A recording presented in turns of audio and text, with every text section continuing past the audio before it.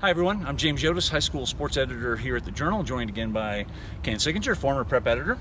We are here to talk about week 2 of the high school playoffs. Both of us 17-3 the first week, pretty respectable. This week, kind of like the divisional week in the NFL, this is like the fun week, I think, of the year. We've got quarterfinal action in 6A, 5A, 4A, 3A coming up this weekend. This is always a fun weekend, and by far the hardest weekend to pick games. It is, because you get some games that are, you would expect to be blowouts, and they are, but you've got a lot of games with reasonably tight seeds that tend to be very good games. Yeah, and we'll start with probably the best one on the board, which is in 6A, Manzano visiting Cleveland. Manzano, the 8 seed, Cleveland undefeated, the number 1 seed. Ken and I, perhaps to our discredit, we're both taking Manzano on Friday night. We both like Manzano's chances without Dorian Lewis available. We both like Manzano to make this, if close, if not an outright upset. Yeah, I think so. And we, like you said, we may both live to regret that, because Cleveland is awfully good, and especially at home. But Manzano's played so well lately. I just have a hunch that this might be their time. And Cleveland only ran for 87 yards as a team against Rio Rancho 2 weeks ago. That was a bit of a red flag for me. And they had some good red zone runs. But the run numbers were way down. When Lewis went out, they've got kids that can run the ball, but their numbers went way down. And that was the number that led me to think Manzano is going to have a fighting chance. Manzano's defense is better than Rio Rancho's defense, and that led me to believe that Manzano is going to give himself a good chance to win. Yeah, I think so. I think Cleveland's going to have to prove that they can throw the ball and do it consistently. Yeah. So let's zip through the other 6A matchups real quick. We've got Cibola coming off that big win over Mayfield, the 5 seed. They're playing Volcano Vista at Community Stadium on Friday night. These two just played 2 weeks ago. You covered that game. Volcano, I think, won 35-21, 36-21. 35-21. But that game was well in hand for Volcano in the fourth quarter. So Cibola, 12 seed, getting another shot at Volcano. El Dorado beat Hobbs on the road last week. And now they have a chance to go down to Cruces to play unbeaten Centennial. But Gabe Smith, who came back against Hobbs in the first half, led them to a 21-7 lead, which really helped them win this game. Re-broke his collarbone, so he is not available. No, and I can't see them going down and winning at Centennial without him. I find that hard to see. Neither can I. I think Ken and I both think El Dorado is going to be very competitive in this game, but we don't see El Dorado advancing to the semifinals. Here at Wilson Stadium, the other quarterfinal is Las Cruces and La Cueva. This is a game you covered in the regular season as well, which was 45-3 for La Cueva.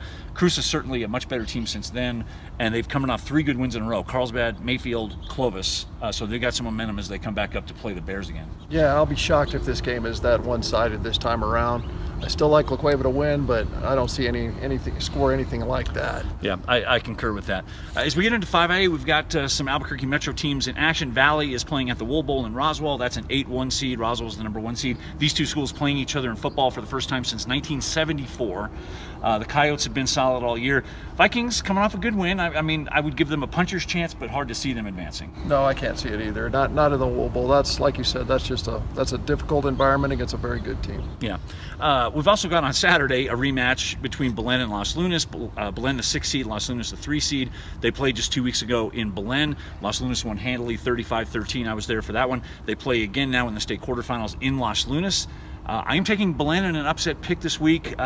Maybe like Manzano, I'll come to regret that a little bit, but it's not that far out in a huge rivalry game to see one team close the gap severely. No, it's not. And Belen's played well most of the season. I don't see any reason why they wouldn't be able to at least play close this time. Yeah, and one thing Belen's going to have to do, they have to get Diego Casillas, their running back, going much better than they did in the first game. He ran for 104 yards in the first game, but 58 of those yards were on his first carry of the game. They shut him down the rest of the game. They're going to have to find some maybe different creative wrinkles to get the ball in his hands and let him do his thing. I think if they do that, they'll have a chance. If they don't, it's going to be tough for them to have the upset. Right. Yeah.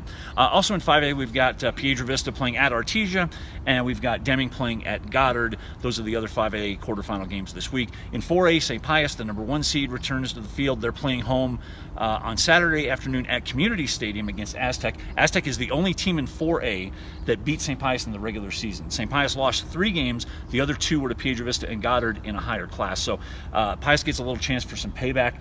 and that defense has been playing fantastic. Actually, Yeah. since that Aztec loss. It has, and Aztec has been a tough team to get a beat on. That's for sure. I didn't see them going down and winning big like they did last week, Yeah. but they're facing a tougher assignment this week. I think. Right, and St. Pius coach Dave Montoya told me they've got to eliminate the big plays, which was a bit of a hamstring for them when they played up in Aztec during the regular season. So, also returning to the field this week, Hope Christian, the top seed in 3A. They are playing Tularosa on Friday night at Milne Stadium. Tularosa coming off a close win over Zuni.